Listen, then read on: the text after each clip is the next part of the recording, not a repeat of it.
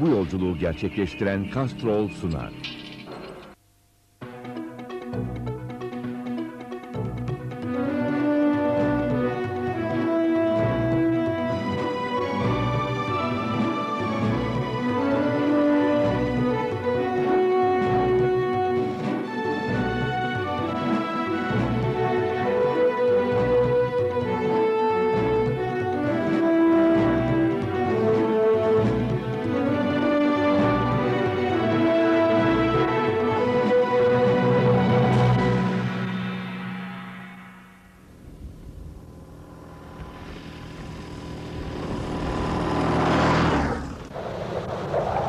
Yüzyıllar boyunca yalnızlığına gömülmüş Orta Asya bozkırları. Öylesine keskin bir yalnızlık ki bu, ötelerin ardı olarak anılmış hep. Ulaşılmaz, yanaşılmaz, kavranmaz, uçsuz bucaksız topraklar.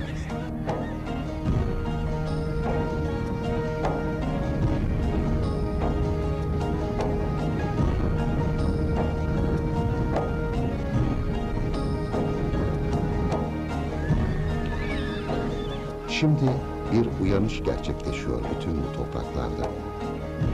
Gerçeğe yollarla ulaşmayı hedefleyen motosikletli adam, bu uyanışı hissetmek için bu kez bozkırlarda uyuyup uyanmak gerektiğine inanıyor.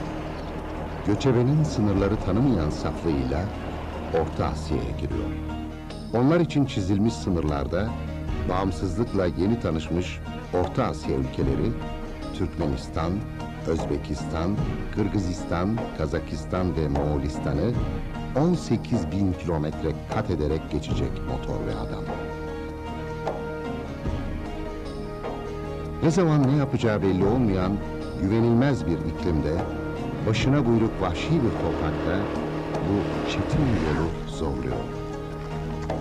Yol ayrımları gösteren tabelalar olmadan da kentlere varabileceğini keşfedecek ve artık gök mavinin altında büyük fatihlerin, İskender'in, Cengiz Han'ın, Timur'un nal izlerinde sürecek motosikleti. Orta Asya insanının mutluluğunu, acısını ve sofrasını paylaşacak. Onları mutlu edecek. Çünkü misafir, atadan da kıymetlidir buralarda ve büyük şereftir Tanrı misafirini ağırlamak. Orta Asya insanı gibi kucak açsa da doğa, çoğu zaman sınayacak bu Tanrı misafirini. 80 gün boyunca motor ve adam 5 ülke geçecek. Bozkırları, çölleri, dağları aşacak. Farklı dillerin, dinlerin ve kültürlerin eridiği bir zaman diliminde başka bir yaşamın, başka bir serüvenin akışına bırakacak kendini.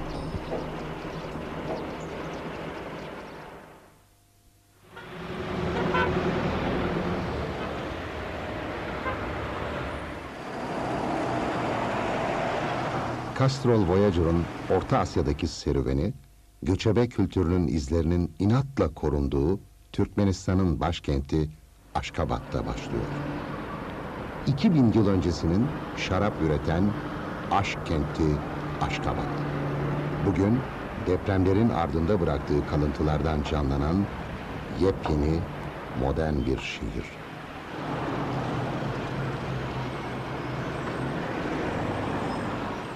...1948'deki şiddetli depremin ardından nüfusun 2/3'ü ölmüş, şehir yıllar boyu yabancılara yasaklanmıştı. Bu depremde aydın kesimin önemli bir bölümünü yitiren Türkmenler, bunun eksikliğini hep hissettiler. Türkmenler, Aşkabat nüfusunun yarısını bile oluşturmuyorlar.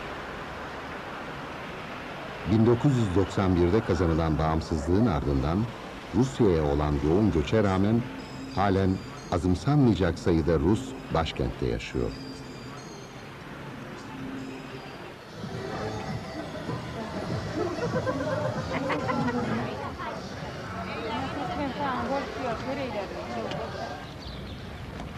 Başkentte de yaşasa, Türkmen göçebeliğinden hep bir şeyler taşıyor. Sovyetler Birliği döneminde Başkentte dil ve kılığından utandırılan Türkmenler artık geleneksel giysilerini gururla taşıyorlar.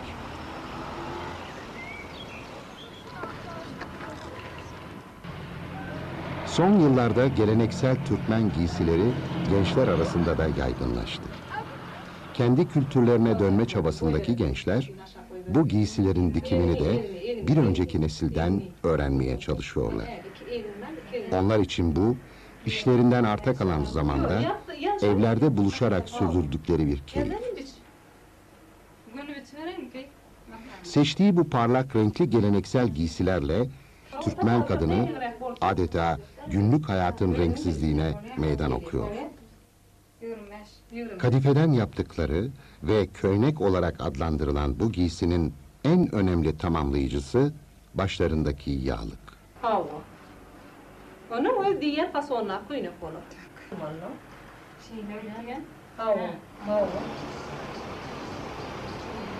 19. yüzyıl gezginlerinin görkemli olarak nitelendirdiği bu kent, bugün ağırlıklı olarak Sovyet mimarisinin izlerini taşıyor.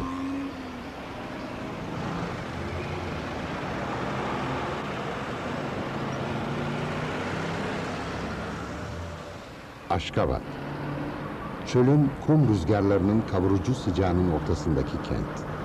Sanki 2500 yıl önce Büyük İskender bu çevrede tarihin en önemli kentlerinden birini hiç kurmamış gibi. Geçmişini hatırlamayan, yitirdiği ruhunu arayan bir başkent burası.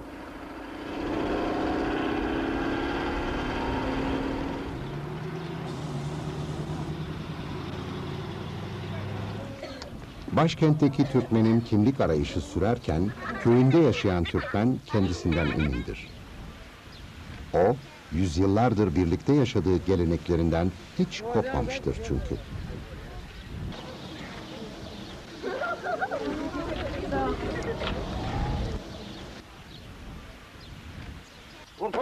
Satranç buralarda tutkuyla oynanan ve Orta Asyalı'nın savaşçı zekasını sergilediği bir oyun. Timur'un fetih stratejileri hazırlarken oynamayı sevdiği satranç, bu köyün sakin yaşamında onları geçmişlerine döndürüyor.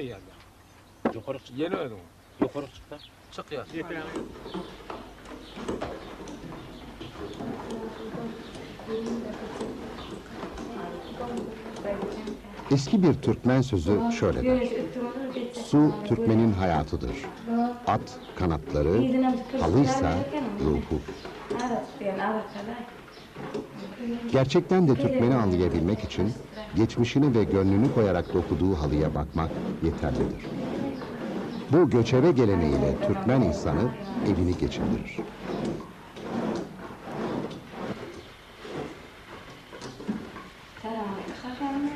Türkmenistan'ın birçok köyündeki sayısız ailenin yaşamı halının düğümlerine bağlıdır. Aynagüzel Hanım için de bu böyle. Halı, onun ve köyünün kadınlarının gelecek umudu. Halı, bereketin ve bahtın sembolüdür. Türkmenin geçmişi kadar ömrü vardır halıların. Kentler fethedilmiş, yakılıp yıkılmış olsa da bu geçen süre içinde halının düğümlerini atan eller hiç taviz vermemiştir. Halının yüzündeki tek bir renge, tek bir motife söz geçirememiştir zaman. Halı, Türkmenin önüne geçilmez özgürlüğüdür. Çoğunlukla Türkmenin hayvanları dışındaki tek mal varlığı halısıdır. Köy kadınları halılarını daha çok evlerinin duvarlarına asarlar. Düğünlerin, cenazelerin bir yerinde mutlaka bir halı vardır. Dokuması aylar sürebilen Türkmen halılarının günü karakul koyunundan, kırmızısıysa nar suyundandır. Halı üzerindeki geometrik desenlerden dokuyucunun hangi Türkmen boyundan olduğu da anlaşılır.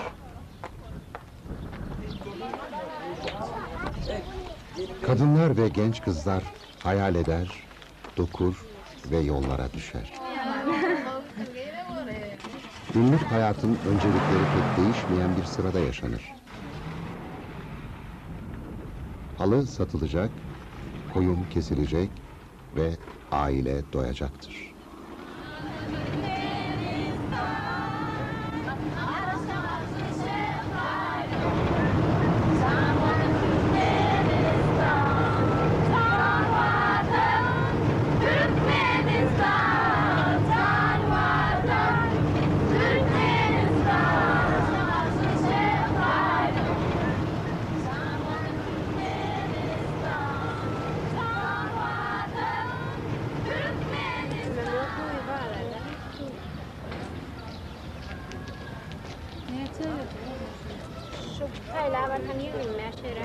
Ülkenin kalbinin attığı Cıgıllık pazarı, sanatın ve emeğin paraya dönüştüğü yerdir. Orta Asya'nın en büyüklerinden biri olan bu çöl pazarında, gün doğumuyla birlikte o bildik mücadele yine başlar.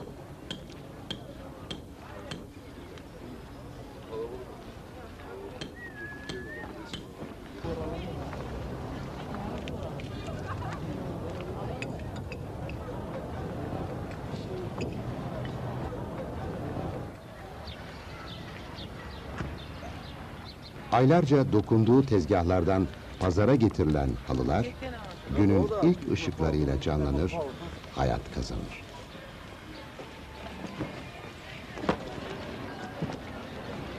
Halılarını bir bir sererken, Ayna Güzel Hanım'ın artık düşündüğü tek şey, köyüne eli boş dönmemektir. Köyünün kadınlarının, güneşin kızılını, bereketli buğday tarlalarını, gölleri, dağları dokuduğu halılar, şimdi başka evlere hayat vermelidir. Türkmen kadınının yüreğine giden yolu ancak böyle bulacaktır halıyı satın alan.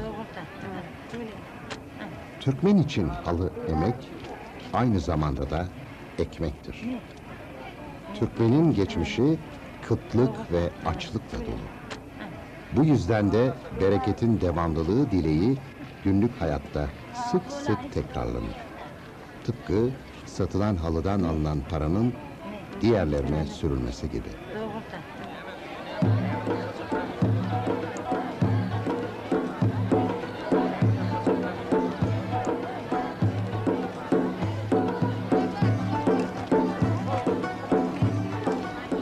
Öğlene doğru pazar daha da renklenir. Sanki tüm satıcılar çölün sarısını başka renklere boyamak için birbirleriyle yarışırlar. Orta Asya'nın tüm kültürleri ve özgün renkleri bu pazara yansır. Kumaşlar açılacak, gülüşler parıldayacak ve Türkmen insanı alın terinin karşılığını alacaktır.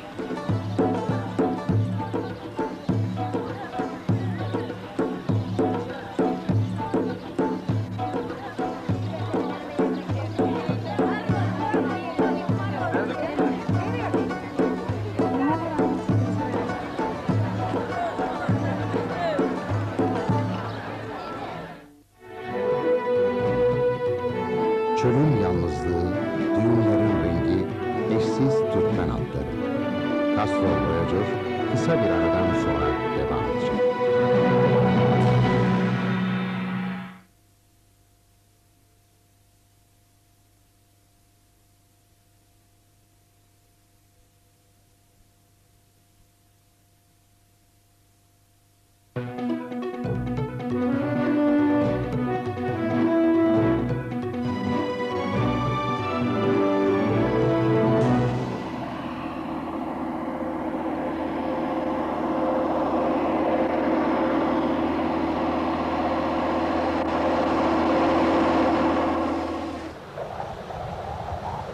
Burası Karakum Çölü.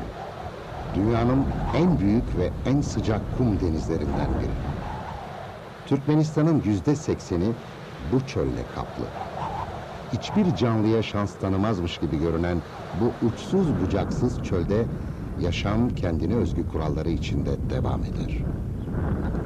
Doğadaki devamlılığın sembolü bok böceği, gübre ve pisliklerin içinde yaşar. Bu böcek 24 saat içinde kendi ağırlığından fazlasını yiyebilir ve dışkısını hızla başka canlıların yararlanabileceği maddelere dönüştürür.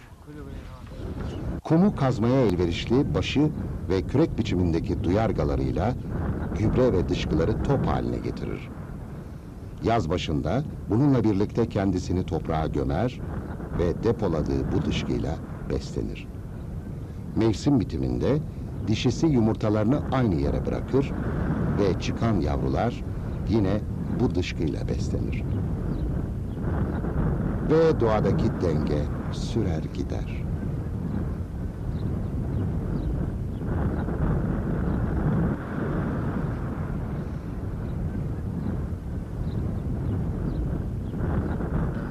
Bu çölde yaşamak öyle zor, öyle ağır ve öyle çetindir ki bunu ancak bir Türkmen başarabilir. Düşman saldırılarında çekildikleri bu çöl, bugün de kent sorunlarına karşı bir sığınak onlar için.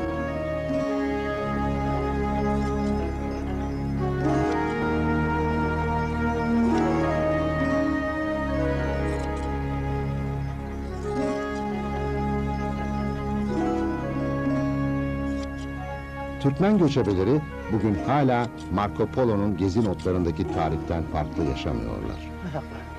Atayev ailesi de işte bunlardan biri. Çölden bir bahçe, deve yününden bir cübbe ve kuzu derisinden başlık. Sanki zaman hiç ilerlememiş. Develer hala çöl insanının hayatta kalmasını sağlıyor. Çöl insanı bu iklim için en uygun olan ve bezle keçeden yapılan bu evlerde yaşar. Türkmen insanı için çöl bir sığınaktır. Sığınaktır ama kolay da değildir. Gündüzü kavurucu sıcak, gecesi soğuktur.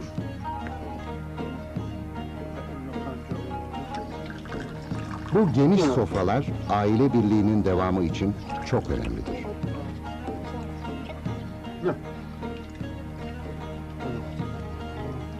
Dede ve gözde erkek torun her zaman baş köşeyi alır. Herkesin aynı kaptan yediği bu yer sofralarından üzüm, bal, yağ ve deve sütü hiç eksik olmaz. Ve sofranın bolluğu için şükretmeyi hiçbir zaman unutmaz Türkmen ailesi.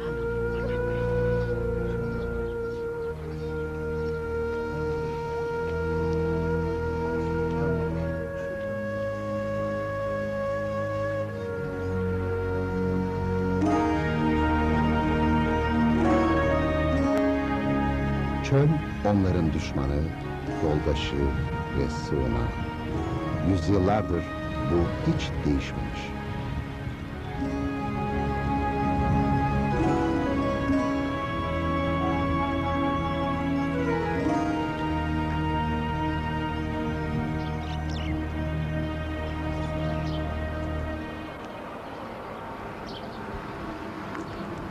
Çöl rüzgarı şimdi göçebe kültürün yanı başında yeşeren bir medeniyetin merkezi olan Köhne Ürgenç'e götürüyor Castrol Voyager'ı.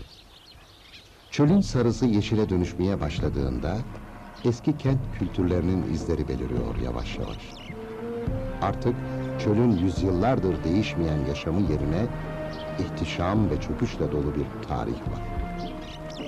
Burası eski Türk devletlerinden Harzem'in İpek yoluyla birlikte altın çağını yaşamış kenti, Köhne Ürgenç.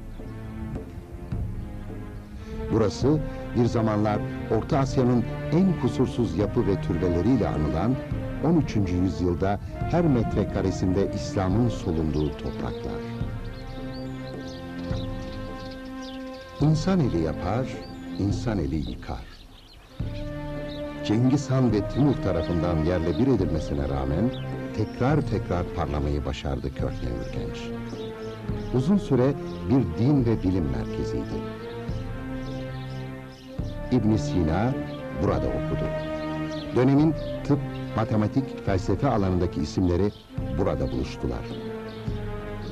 İpek yolu önemini yitirince de zaman içinde unutuldu.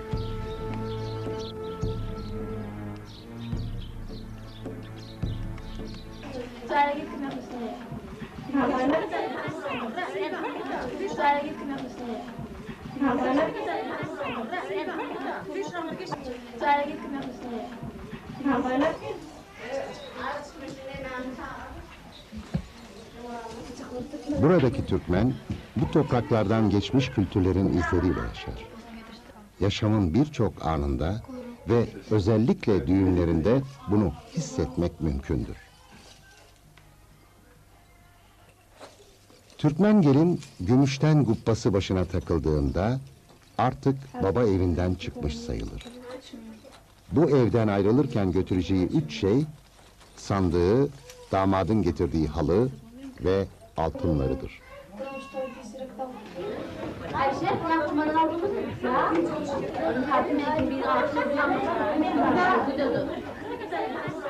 Gelin evinde bolluk olur. Kazanlar dolusu pilav yer sofralarında tüketilir. Sofra hayatın da kendisidir.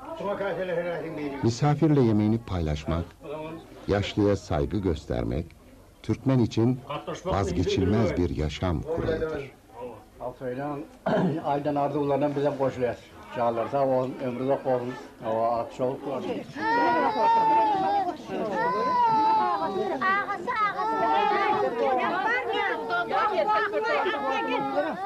Türkmen için kız vermek o kadar kolay olmamalıdır. Gelini götürmeye gelen erkek tarafına naz yapmak gerekir. Bu naz ne kadar sürer bilinmez ama kesin olan bir şey varsa o da gelinin evden ayrılışı görkemli olmalıdır.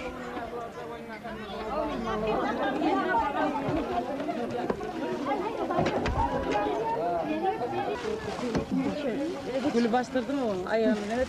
Şimdi görsün.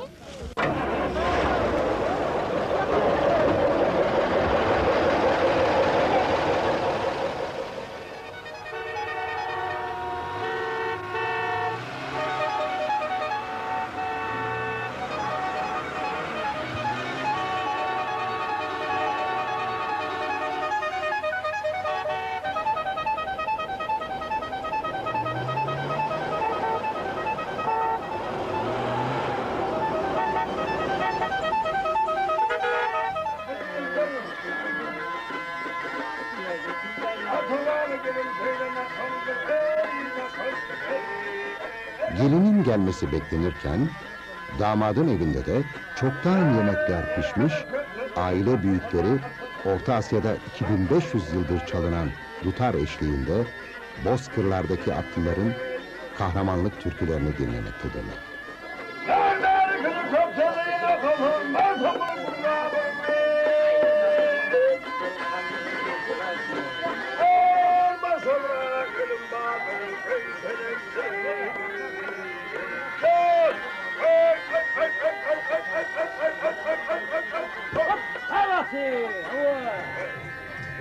Tıpkı bir zamanlar atla gelen gelinin ateş üzerinden geçtiği gibi bugün de arabayla aynı geleneğe uyuluyor.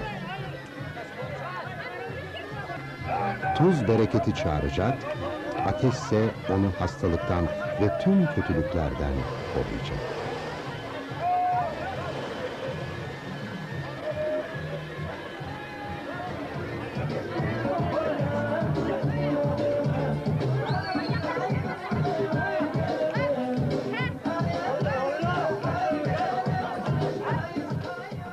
Dutar'ın sesi düğün eğlencesinde eriyip giderken gelin arabasının süsleri birçokları için bir anı oluyor.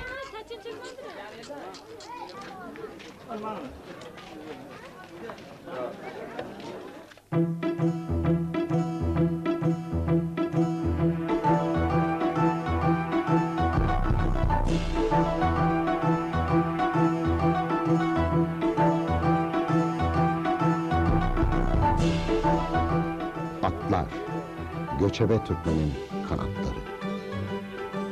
11. yüzyılda Altay dağlarından gelen Türkmenler, İpek yolu kervanlarının korkulu rüyası yabani atlılardı. Türkmenle özdeşleşmiş, dünyanın en soylu türü kabul edilen ahal teke atları da bir efsaneydi.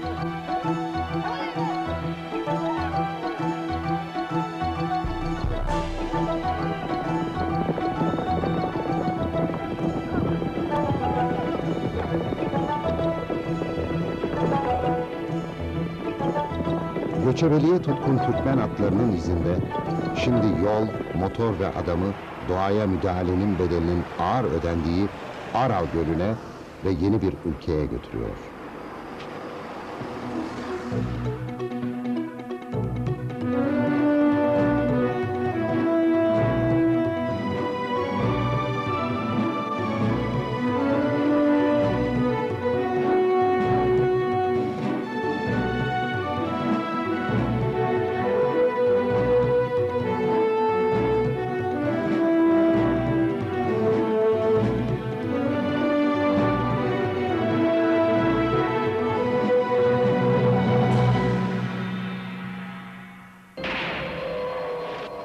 Castrol gerçekleştirdi ve sundu.